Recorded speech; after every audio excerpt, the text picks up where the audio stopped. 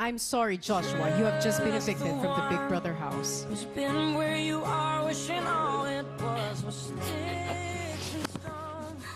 Those words cut deep, but they don't mean you're all alone. And you're love you guys. invisible.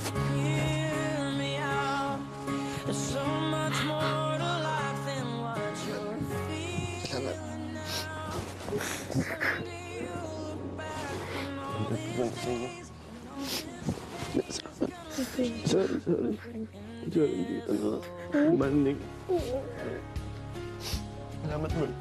Salamat. Kasi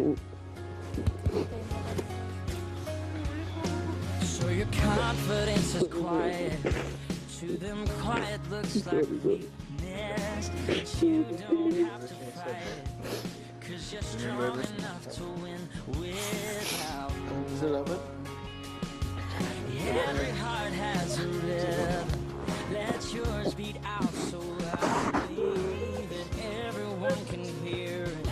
Yeah, I promise you don't need to hide it anymore. Joshua, Kuya, lilisan ka man ng aking bahay. Marami ka namang iniwang magandang alaala bilang housemate. Panoorin mo ito.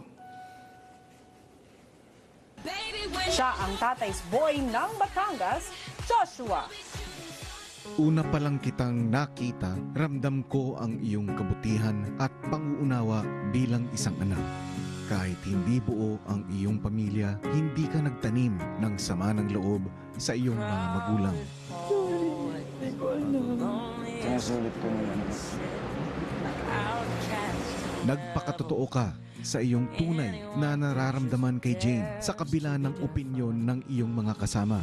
May feeling so para sa iyo. Pinaka-the best dyan, syempre, mahal kita. Kahit pa dumating sa punto na marami kang iniisip at ninais mong mag-voluntary exit, hinayaan mong manaig ang iyong lakas at tapang na manatili dito para maabot ang iyong pangarap. Bukod sa pinasaya mo ang aking bahay ng iyong pag-indak, ipinakita mo rin ang iyong hindi matatawarang galing at diskarte sa pagharap sa iba't ibang mga hamon. Hatakin mo, Pip! Hatakin mo! At kahit paulit-ulit na idinidiin sa iyo ang iyong kahinaan, Natatamad kang magbago. Sa akin, attitude yun. tinanggap mo ito at ipinakita sa akin at sa buong mundo na kaya mo itong baguhin. Sana sa paglabas mo ng aking bahay ay may pagpatuloy mo ang pagbabago sa iyong kahinaan.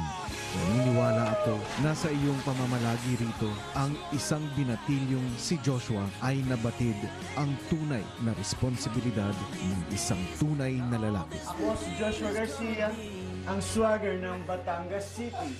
Be a better man, Joshua. Joshua, Kuya, maraming salamat. salamat po. Maraming salamat po, kuya.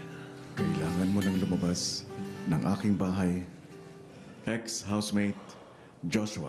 Trust the Kuya, salamat Lord, salamat kuya.